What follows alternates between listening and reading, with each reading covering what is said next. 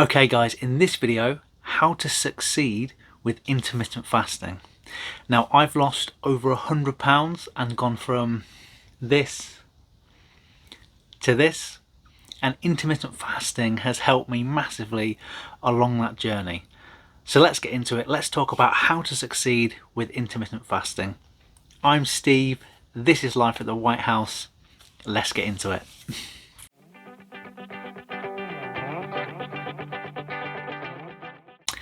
Okay guys, so I'm going to link a few things in the description just to help you out if you're trying to lose a little bit of weight. They're all available on Amazon and things that I use all the time, whether it be fitness trackers to help you keep track of how many calories you're burning during exercise, or if you want to look at how well you're sleeping and your sleep patterns, a Fitbit is great for that. If it's Bluetooth headphones, the ones that I use, or in this day and age you can't get to the gym, some resistance bands.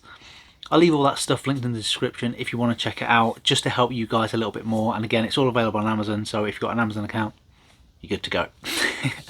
Okay, what is intermittent fasting? For those of you that don't know, I'll just bring you up to speed a little bit as to what it actually is. Okay, so you'll have two periods, one of eating and one of not eating. And these are termed as fasting and eating windows. So say you're doing a 16 and 8. 16 and 8 is 24, and there's 24 hours in a day. And what people mean by that is they'll have a 16-hour fast and an 8-hour eating window. Your 8-hour eating window could be between 12 midday and 8 p.m. and during that time you'll probably get 2 or 3 good sized meals, and then at 8 p.m. you'll stop eating again and you'll fast.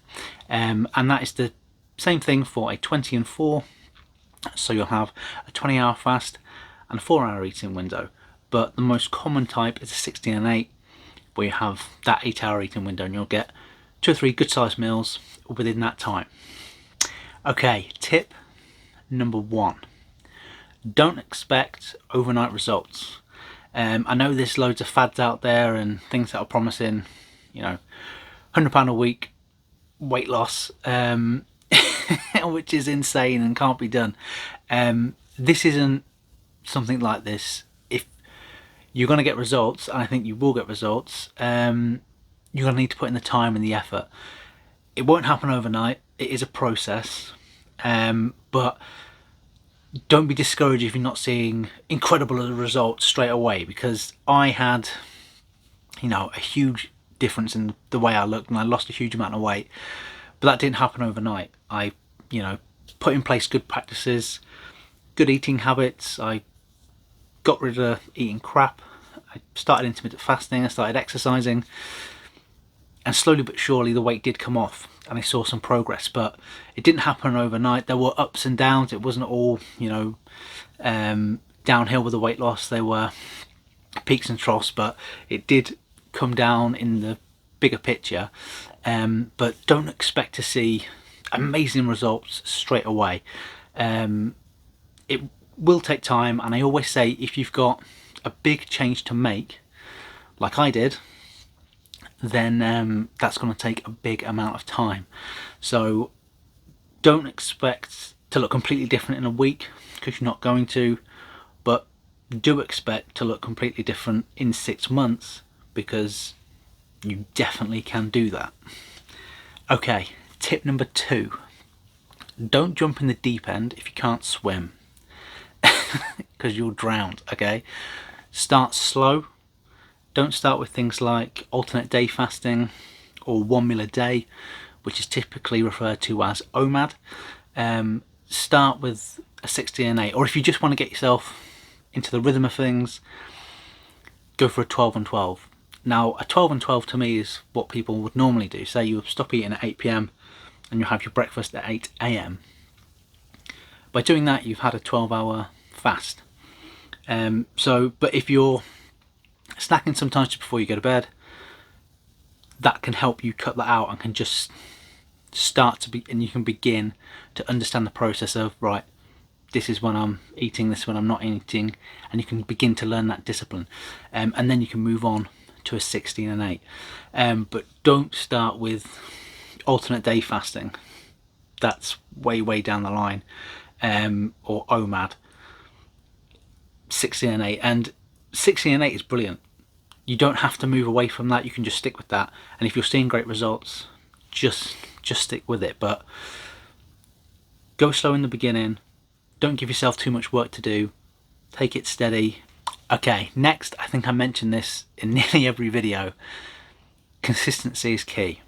So I kind of touched on it just before, but if you feel comfortable doing a 16 and 8 and you want to move up to a 20 and 4 for a little bit, maybe you can try that, but don't jump in straight away, and then don't jump straight into alternate day fasting if it doesn't fit your lifestyle. If you're doing a 16 and 8 and you're comfortable doing a 16 and 8 where you've got that, say, 8-hour eating window between midday and between 8 p.m, and you're getting 2 or 3 good meals in there and you're eating correctly, stick with it.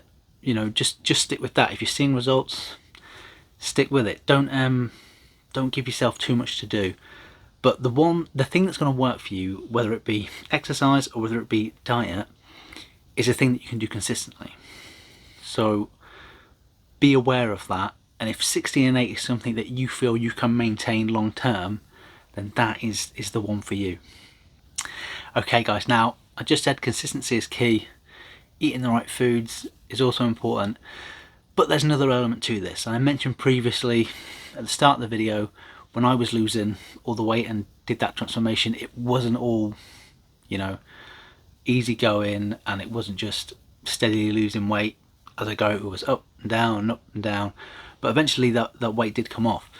And at the start of that process, I really struggled with things like having a bad day and eating crap, and then I'd think, oh, the whole day's wasted, and then the whole week would be wasted, and then before I know it, I was just eating everything I could find, and because I thought, well, I've just messed up there, so in for a penny, in for a pound, the whole day's gone now.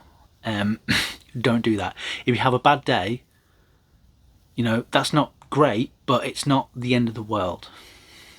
Move on, start fresh the next day. Don't punish yourself for being human. Everyone makes mistakes, and throughout this whole process, you're going to have days where you're feeling a bit crap, you go into the cupboard and you eat crap.